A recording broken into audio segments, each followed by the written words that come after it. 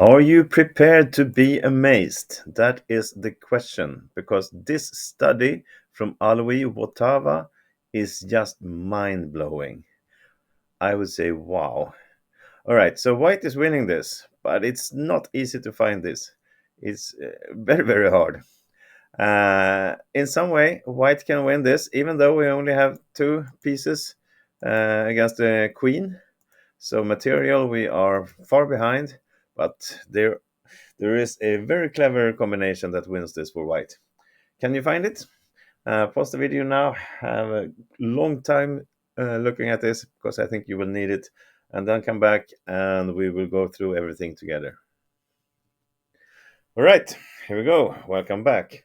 So let me just say the obvious thing, like taking here on b7, is not enough for white to win, because you will let the black queen out on h5. If we try something like this now and force black to sacrifice on this pawn, well, it's not going to do it. Just the fork on c5, white moves king f1 perhaps, and then we just take the knight. Then you say, oh, okay, but this will become a queen.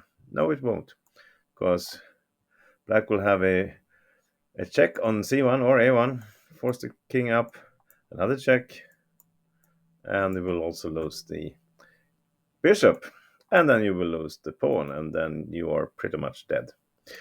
So that's not working. If you're trying something more subtle, like blocking the queen with knight d5, it's just not quick enough. Black will play his queen to e5, threatening to have a check here and cover this square, also threatening to take here, but maybe not right away, because after taking here there will be a discovered check with the knight somewhere, and black loses his queen.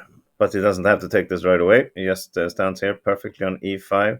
If the king moves up, there's a fork on b2, so white will need to move his pawn. But remember, this fork really stops the pawn from advancing to a7, so black just moves his king here. And now he's out of the discovered check, meaning he's threatening to take here. Still, there are some uh, forks here, possibly later, and white cannot move anything here. Whatever he moves is just becoming worse. He cannot move the pawn. He cannot really move the king.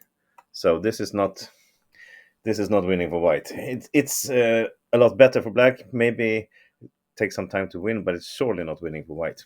So, okay, let's find out what is the real play here. The key is not to let the black queen out. We need to stop it from going to h5 and then out. But we cannot really attack h5 right now. So we have to do some clever moves in before that. All right, here it comes. a6. We are sacrificing this pawn. Black cannot play queen h5 now, because we will just continue to a7. He cannot stop it.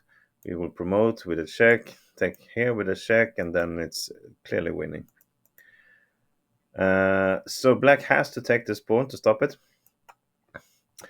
And that frees up this square on c6 for a bishop check. All right. What about this? Black moves his king to f8. He can also move to e7, but that will allow this check from the knight, so it's not good enough. So king f8 is the best defense for black. All right, so how are we now stopping this queen again? Can you see it? If you haven't seen it before, you can pause the video again and see it now. Can you see this amazing combination for white? All right, here it comes. So we sacrifice the pawn. What do we do now? We sacrifice the bishop also, just to get a tempo move to cover on h5, so black's queen cannot go out, and we were down a lot of material from the beginning, and now we're down even more. Black needs to take this, and then knight d5, threatening a check with a fork if the black's queen goes to h5. So what happens if black then moves up his king to cover here? Well, we also have this beautiful move, knight f4, and this is unstoppable. All you can do is get a knight for your queen, and now we're down to a pretty normal pawn endgame. But this is for sure winning for white because we are one pawn up. We have this pawn on e4 that controls everything. Black's double pawn is gonna lose, so it's clearly a win for white. So that's just amazing. From here, I mean, from the start, just sacrificing the pawn and then the bishop, crazy. Let's just look if we can try to do something like this. No, we cannot. It's too slow. We will just play these two moves anyway. And this is clearly losing also. And maybe we don't even have to. We can, of course, move our bishop also like this. So white is just sacrificing pawn, bishop on e8, getting his knight in, and then capturing the queen from black, and then we are winning. It's very, very hard to see that from the beginning. I really admire you if you saw it. All right, I'm gonna stop talking now. Thank you for watching. Come back to my channel again. See you later. Bye.